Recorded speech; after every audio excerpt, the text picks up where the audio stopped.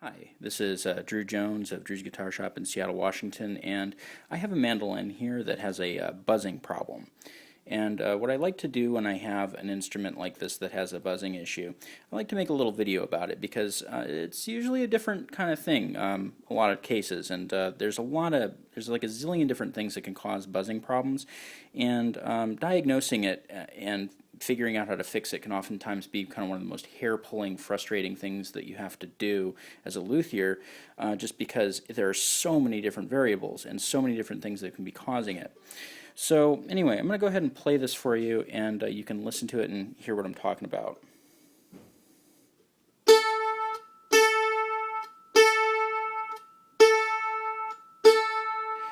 So you can hear that little bit of like a kind of a sizzling sort of buzz. Let's see if I can get it to get worse, actually. Yeah. So what this type of buzz is, usually that like really kind of crinkly, insecty sort of noise, is two hard surfaces that are touching and either not secured or they don't have kind of a buffer between them. So two hard surfaces are together and there's a vibration going on, and that vibration between those two hard pieces is what you're hearing. So I'll give a few tips on how I diagnosed this pretty quickly, which is that this buzz is common to all the strings. It's most particularly pronounced on the A string. Usually buzzes have kind of a frequency that they like more than others. In this case it's that A string open, but it's happening on all of the strings, and so whatever it is has to be kind of over here on the bridge side, because if it were something that was over on the headstock side, fretting it might affect it. Though, again, things are kind of frequency dependent a lot of times, and so that's not necessarily always a good way to go. Though a clue here is just how loud the buzz is, because that sort of implies that it's somewhere on the soundboard. It's somewhere over here where it's got access to that soundboard, and it's got access to the, the thing that creates the noise, the sound box of this instrument. So we'll go ahead and talk about what's causing it. I'm going to go ahead and flip this over, and it's going to be a little bit finicky to show you this, but I'll do my best here. I'm going to have to use a flashlight and a toothpick to kind of point this out. Being real careful here with a flashlight on the finish of this instrument, because I don't want to mess anything up. And we'll see if we can get this to focus. Yeah, there we go. So if you look down in here, there's a felt pad, and that felt pad is good. That would normally be kind of what's keeping this problem from happening, but you see that felt pad doesn't actually come all the way down. What does come all the way down is this little corner of this little metal bracket. And so if we tap on this, we can get that to move, and you can hear it actually making contact. That's a really good way to find a buzz, is to kind of tap on things and see what's loose. So we're going to have to figure out some way to shut that buzzing down by providing either something to tightly fix this pickguard to the soundboard, which is not recommendable, or to put a little bit of a buffer there, like that felt pad was probably intended to do in the first place. So I'm going to go ahead and we're going to pull this. We're going to go ahead and pull this pickguard off. I'm going to show you how we do that. Because I see this kind of done with extra steps kind of often. So first, I'm going to make sure that we have the right screwdriver. This is Phillips. So we're going to go ahead and undo this screw here, up here by the neck. Boy, this pilot hole is really tight. Got to put a little bit of love into that. I like to handle screwdrivers with both hands, and so I usually put one hand down on the lower side and one hand up here on the handle, just because that kind of grants me a little bit more precision in what I'm able to do and the kind of pressure I'm able to apply without risking it kind of slipping off and just scraping into the surface of an instrument. So we've got that loose, and you might notice that there's a little felt pad under here too. These felt pads are extremely functional. And so when you see them, they're definitely something that you want to see intact. And we're going to go over here and we're going to undo this screw. the mistake that I see in a lot of cases are people undoing this screw over here. And that is, you know, kind of common on Gibsons and also on mandolins and, you know, basically any kind of guitar that has this kind of floating pickguard design. The reason that you don't want to undo this screw here is because this is usually kind of a sliding adjustment. And it's not that you can't just go ahead and set that back, but you don't really need to undo it. And so, you know, let's just save ourselves a little bit of work, shall we? So we're going to go ahead and go in and undo this screw here on the bracket. And again, I'm kind of using both hands here, one to kind of guide that screwdriver tip and the other to turn the screwdriver handle. And that's again just to have more control over the tool that I'm using. So once I've got that loose, I'm just going to go ahead and go in there and undo the last little bit with my finger. So now let's go ahead and be mindful of where that screw is. We're going to go ahead and take a look under here and see what we've got to work with. So it does look like this felt pad was originally intended to kind of do a thing. It looks like it may have been kind of mashed down to the point that it's not really fully covering that bracket. And so we need to figure out some way to deal with that. It looks like there's enough material here that if we kind of flip this up on its side, I'll bet that we wouldn't have this problem anymore. And I think that that's going to be the solution that I opt for. Another solution that I'll sometimes use, let me see if I can dig these out without too much trouble. Yeah, there we go. Is you can go down to Home Depot or wherever it is that you go for your hardware stuff, and you can usually pick up these little guys, which are these self-adhesive felt furniture pads. I like using these for strap buttons. I like using them for underneath pick guards and all sorts of stuff like this. They're just kind of handy to have around, and they're really cheap. So why not? I think that this whole thing here cost me like maybe $5 if I remember right. Could be wrong, but we're going to go ahead and see if we can kind of tear this off, because this seems like it's on there with some kind of adhesive. Yeah, and it is. It feels like maybe a little bit of super glue. We'll see how it does if we put it in sideways. It does look like that's probably going to work out for us. So I'm going to go ahead and prep my little area here for a glue job. So this is just filled with super glue accelerator. This stuff here, which you can get pretty cheap on eBay, it's worth having around if you are doing a lot of super glue repairs. This is not a structural joint, and it's going to metal, and so we're going to go ahead and use super glue as our adhesive here.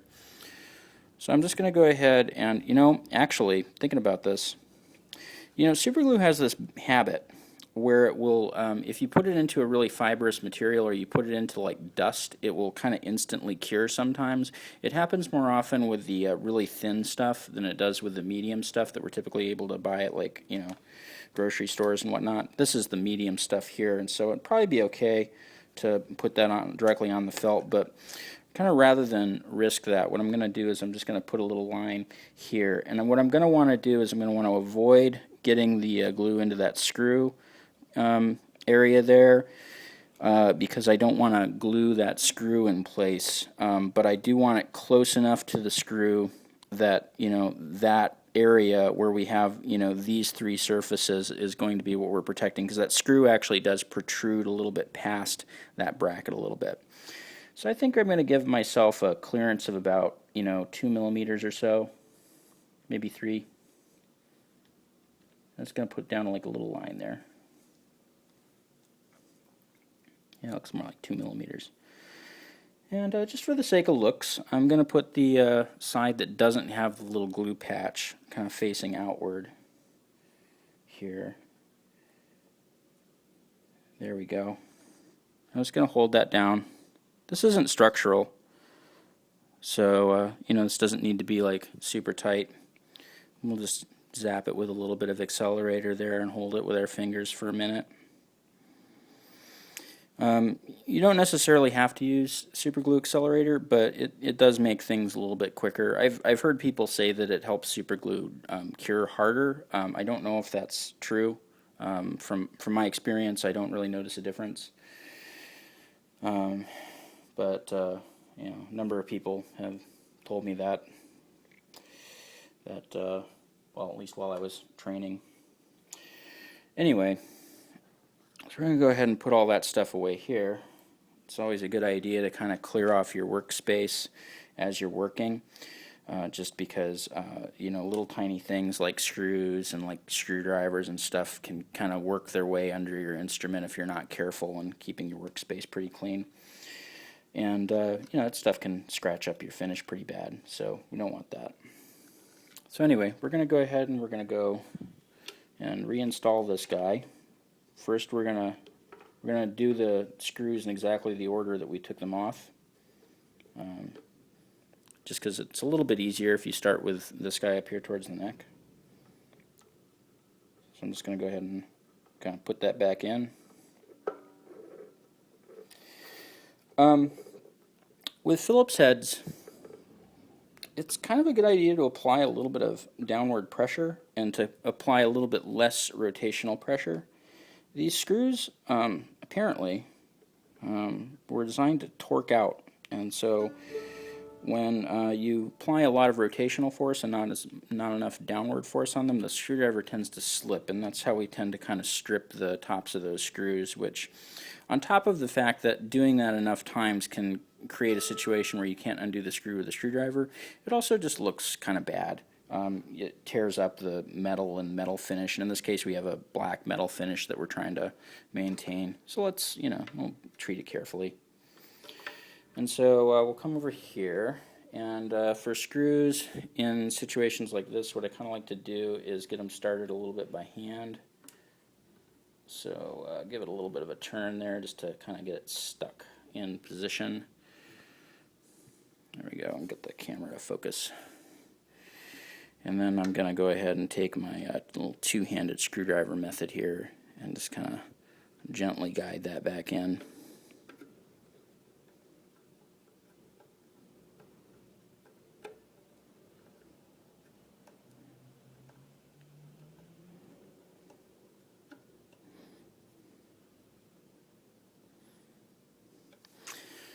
Alrighty.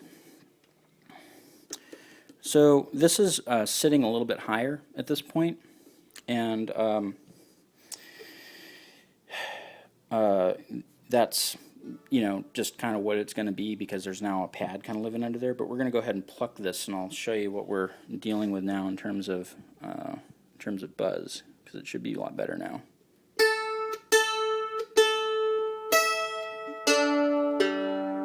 Yeah. So we've got the buzz to go away. I'm going to go ahead and talk a little bit about some other stuff here that's kind of important. Because we soaked a little bit of that accelerant into the accelerator into that felt, I want to talk a little bit about accelerators here for a moment. The reason that I would specifically kind of recommend this stuff here is because this stuff is not acetone based, and so this is generally pretty safe for an instrument's finish. In a lot of cases, superglue accelerator is acetone based, and so be very, very careful with whatever accelerator you get if you decide to go that route, and do not assume that what you have is not going to dissolve the finish of an instrument unless you have like tested it and you know, have seen the results. The stuff that you want to watch out for is like the nitrocellulose finish on older vintage instruments, or in some cases like shellac finish if you're dealing with like a classical guitar or something like that. Those are extremely delicate. Shellac is really sensitive to alcohol type solvents, and nitrocellulose lacquer is basically sensitive to all ketones, which is like acetone and everything related to that family of solvents. So you definitely want to avoid getting that stuff on an instrument, because that would very quickly glue that down into the finish. And while it's under the pickguard, like, somebody may want to remove that at some point, so let's not leave a huge scar under there. I'll go ahead and talk about some other stuff too. Some other places that are really popular to develop buzzes on a mandolin. One is this tailpiece here. These tailpieces slide off. And let's see if we can go ahead and push this off here. I may have to pause the video so that I can kind of concentrate a little bit more on this. There we go. Oh, wow, that's really on there. Breaking that static friction is really something. Anyway, this little area in here, either on the bottom or on the top, can develop buzzes on the strings. And so this one here, when it first came in, because I've worked on this instrument before, had a nasty buzz that was coming from down here. And you can see that I've already gone ahead and used those furniture pads here. You can cut those in half and make it look a little bit neater, but it's going to be under this plate, and so, you know, it doesn't need to look particularly super neat. This is a part that a lot of people will pull off in instances where it's buzzing on the strings from the top here, and that's also like a totally valid thing to do. This is mainly decorative and you don't really need it. The main bit down here that you do need is these hooks to secure the loop end strings to the instrument. I mean, that should be fairly obvious to anybody who's ever, you know, strung one of these up. This thing is fairly superfluous, so, you know, whatever. Anyway, I'm going to go ahead and slip this thing back on. Hopefully it goes back on easier than it came off.